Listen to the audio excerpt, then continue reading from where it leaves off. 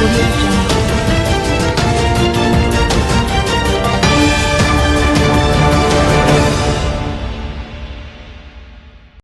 3 killed in Clarendon vehicular crash. The victims of Saturday's motor vehicle collision along Salt River Road in Clarendon have been identified. They are 8-year-old Samoya Miranda, a grade 3 student at Marlimont Primary and Infant School in Old Harbour, St. Catherine, her mother, Princess Simmons, and Frederick Reed, a 46-year-old electrician of a Salt River District address.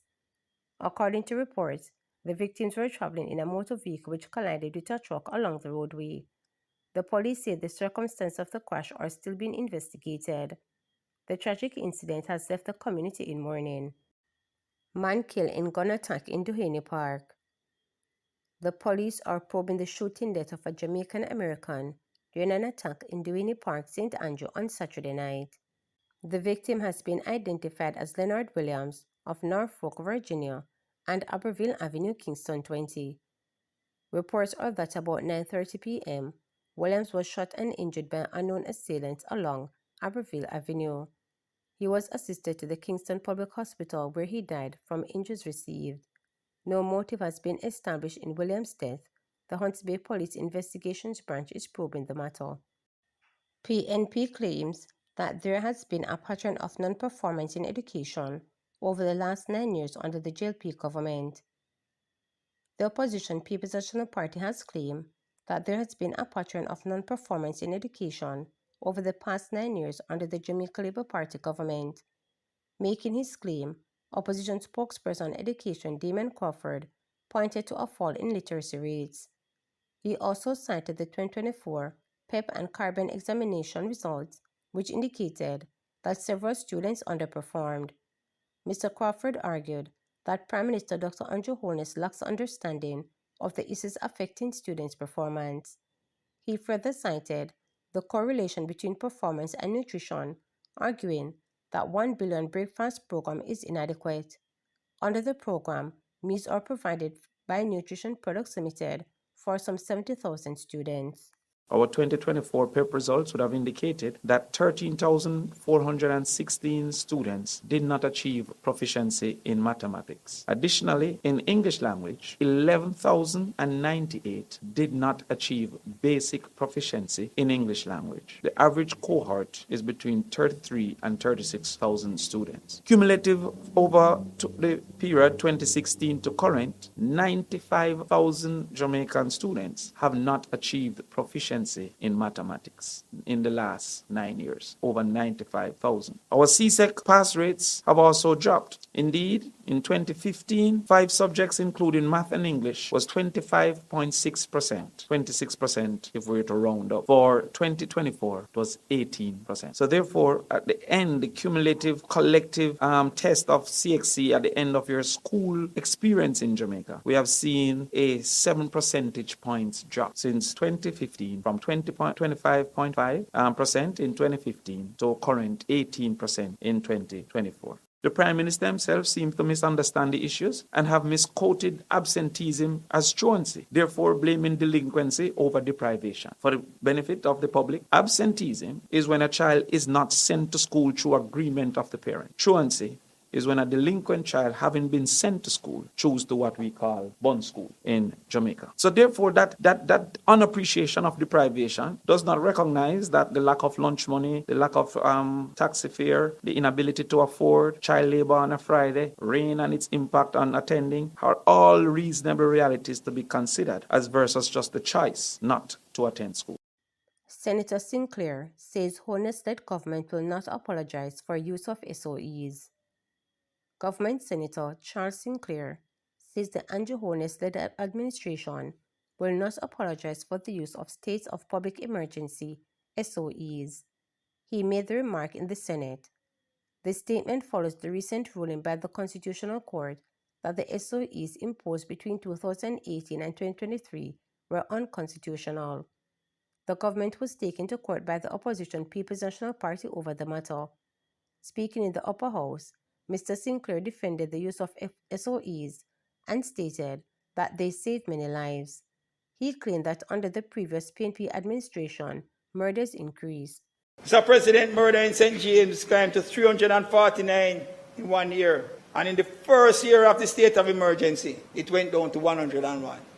From 349 murders in 1 year, and we ran a full year of state of emergency in the parish of St. James, 101 persons were murdered. And that is way too many. The records will, however, confirm, Mr. President, that on average, across each police division where there was a state of public emergency imposed, you'd have a 62% reduction in violent crimes following the SOE compared to the same period in the same divisions. Across crime types, you had 56% reduction in murders, 58% reduction in shootings, 18% reduction in aggravated assaults, and 41% reduction in robberies. This administration used SOEs strategically and with success, and we will not apologize to he, she, or the old lady. Between 2012 to 2016, we saw a steady year-on-year increase in murder.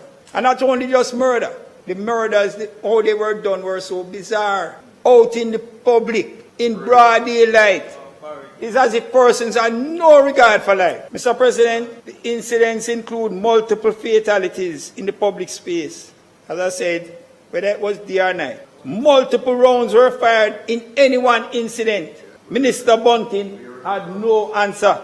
He used curfews. He used detentions for processing. That in itself was an abuse, because they said they take up people to process them. But he thought that that was necessary, but nothing seemed to have worked. Mr. President, it never worked because law enforcement at that time was underfunded. Delivery man shot and killed in St. Catherine.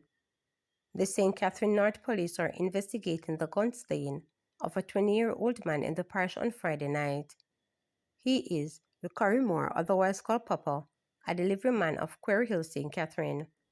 About 10:50 p.m., loud explosions were reportedly heard in Moore's home, followed by cries of distress. Moore was found inside his yard suffering from gunshot wounds and taken to the Spanish Town Hospital by residents. He succumbed to injuries while undergoing treatment. The Spanish Town Criminal Investigations Branch is conducting a probe of the matter. JCF position as technology leader in the region, stated Prime Minister. With significant investments in technology and innovation, the Jamaica Constabulary Force JCF is being positioned to become a technology leader in law enforcement in the region, says Prime Minister Andrew Holness. The Prime Minister made the declaration while addressing the JCF's Transformations, People, Quality and Technology Expo 2.0 at the National Arena in St. Andrew on Friday. The 4-day event, which got underway on June 19, is highlighting the JCF's technology-enabled and quality management reforms and transformation over the past several years. Holness described the expo as a visual representation of the strategic investment in crime fighting. The use of technology is an important strategic advantage for us in the fight against crime. What you're seeing today is a culmination of 9 years of strategic planning backed by a project called Plan Secure Jamaica, and we have invested in the technology, which is displayed here, he pointed out. Beyond technology, Holness said resources have also been dedicated to the training of the cadre of leaders, not just in the JCF but in the military, in customs, and the major organized crime and anti-corruption agency MOCA. He said that the new tier of leadership within the JCF could do well in any other form in the world. They have a particular doctrine, and that doctrine rests upon excellence. They want to do a good job, and they are passionate about bringing down crime, he pointed out, noting that the doctrine has at its core respect for human life and people's rights. Holness said that $90 million invested in securing the nation since 2016 is bearing fruit, with continued decrease in murders and other major crimes, as well as dismantling of criminal gangs. The Transformations, People, Quality and Technology Expo 2.0 is also being held simultaneously at the Montego Bay Community Center in St. James. It is showcasing over 40 divisions of the JCF, highlighting advancements in various areas as well as the first impact on the Jamaican people, particularly the youth, and its role in effectively curtailing crime. to subscribe, like, share, and click the notification bell for daily updates.